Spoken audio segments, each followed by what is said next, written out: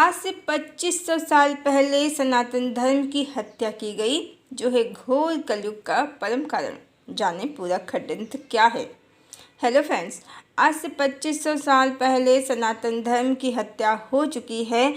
आज जो आप फॉलो करते हैं वो सनातन या हिंदू नहीं, मात्र कर्म कांडों वाला तांत्रिक धर्म है, जहाँ हर काम के लिए अलग अलग देवी देवता हैं, जिनके बाकायदा अलग अलग पूजा स्थल हैं, जहाँ इनकी प्राण प्रतिष्ठा हुई है। प्राण प्रतिष्ठा क्या होती है? ये एक तांत्रिक विधि ही होती है, जहाँ कुछ विशेष मंत्रों या क्रियाओं के माध्यम से देवी देवताओं की प्राण प्रतिष्ठा मूर्ति में की जाती है। फिर मनुष्य वहाँ जाकर धूप दिया बत्ती करते हैं और अपनी मनोकामना पूरी करने के लिए पूजा प्रार्थना इत्यादि करते हैं। और ये भी मान्यता है कि यदि देवी देवता नाराज हो जाएं तो फल उल्टा भी मिल सकता है। क्या आपको पता है कि आज से 2500 वर्ष पहले जब भगवान बुद्ध आए थे और संबोधि प्राप्त करने के बाद उन्होंने जो ज्ञान दिया था वो था अपदीपो भव, अर्थात स्वयं ही दीपक बनो, अपनी चेतना को जागृत करो। ईश्वर किसी स्थान विशेष पर नहीं बल्कि हर स्थान पर हैं और हर चेतना में स्थित हैं। उन्हें स्वयं में ही पूर्ण रूप से पाया जा सकता है। इतिहास की किताबें कहती हैं कि भगवान बुद्ध के समय में मनुष्य कर्म कांडों में उलझे रहते थे। आध्यात्म के स्थान पर बाहरी कर्म कांड को ही धर्म समझते थे। यहाँ तक कि संस्कृत भाषा पर केवल उच्च वर्ग, शासक वर्ग का ही अधिकार था। ज्ञान सीमित था, ज्ञान का क्षेत्र सीमित था और इसी कारण भगवान बुद्ध ने आम जनमानस को कुरीतियों, अंधविश्वास से निकालने के लिए आम जनमानस की ही भाषा पाली भाषा का प्रयोग किया। बौद्ध धर्म आज पूरे विश्व के हर कोने में है, पर उसी समय जब भगवान बुद्ध ने आत्मज्ञान, अंतर्ज्ञान पर जोर दिया, कुरीतियों और भोगवाद कर्म कांडों का बहिष्कार किया, तो ये बात उस समय के कालनेमियों, राजा महाराजाओं के पुरोहितों को सहन नहीं हुई। क्योंकि यदि बुद्ध के विचार छा जाते तो संसार से भोगवाद, भौतिकवाद, यहाँ तक कि बहुपत्नीवाद, जिसके पीछे पुरुषों की भोगों की कामना ही छुपी होती है, वो तो समाप्त ही हो जाते, उनका नामो निशान भी नहीं रहता। क्योंकि उस समय संस्कृत भाषा मात्र उच्च वर्ग की भाषा थी। उच्च वर्ग यानी राजा महाराजा, सेठ, साहूकार, जो प्रभुत्व में हों, उनकी भाषा। और इसी का लाभ उठाकर काल नेमियों ने धर्म ग्रंथों के साथ छेड़छाड़ कर दी। धर्म ग्रंथों को अपने हिसाब से लिखा और उन पर वेद व्यास जी के नाम का ठप्पा भी लगा दिया, उन्हें प्रामाणिक सिद्ध करने के लिए। आम जनमानस को खबर भी नहीं और भगवान राम को अग्नि परीक्षा लेने वाला बना दिया, सीता परित्याग करने वाला बना दिया, जिससे स्त्रियों को स्वयं के वश में रखा जा सके, समाज में पतित होने का डर दिखाकर कंट्रोल किया जा सके।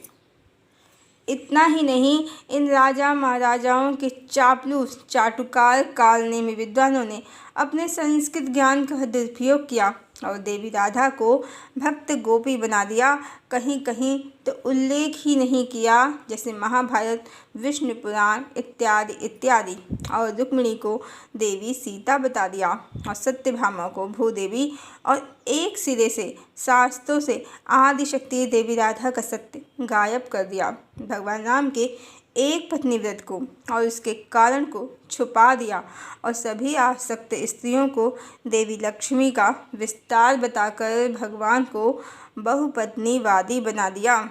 उनका ओंकार स्वरूप अर्धनारीश्वर स्वरूप हटा दिया और इस तरह शास्त्रों से भगवान श्री कृष्ण के अनेक विवाहों का मूल कारण गायब करके आदिशक्ति देवी राधा को कल्पना या भक्त गोपी बताकर भगवान को अनेक स्त्रियों का पति बताया। इस लोक में भी और उस लोक में भी इस तरह जीवात्माओं के पुनर्जन्म, इच्छा, आसक्ति और उसके परिणाम की कहानियाँ जो शास्त्रों से मिट ही गईं, भगवान की अनेक पत्नियां हो गईं। भगवान श्री कृष्ण और राम अलग अलग हो गए। ईश्वर मनुष्यों की समझ से परे हो गए। सत्य कारणों को शास्त्रों से मिटाकर हर घटना, श्री कृष्ण की कहानी की हर घटना को मात्र लीला लीला कहकर परमात्मा का सत्य स्वरूप, उनकी सत्य कथा को शास्त्रों से मिटा दिया गया और इस तरह सनातन धर्म की हत्या हो गई।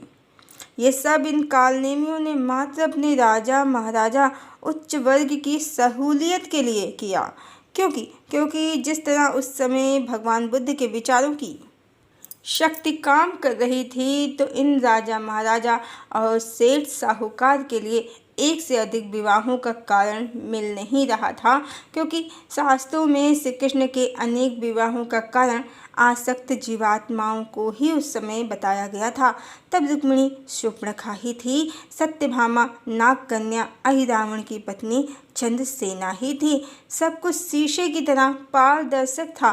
शास्त्रों में कोई आधार नहीं था बहुविवाह का, अनेक पत्नियों को रखने का, और आम जनमानस को इन शास्त्रों की कोई विशेष जानकारी नहीं थी।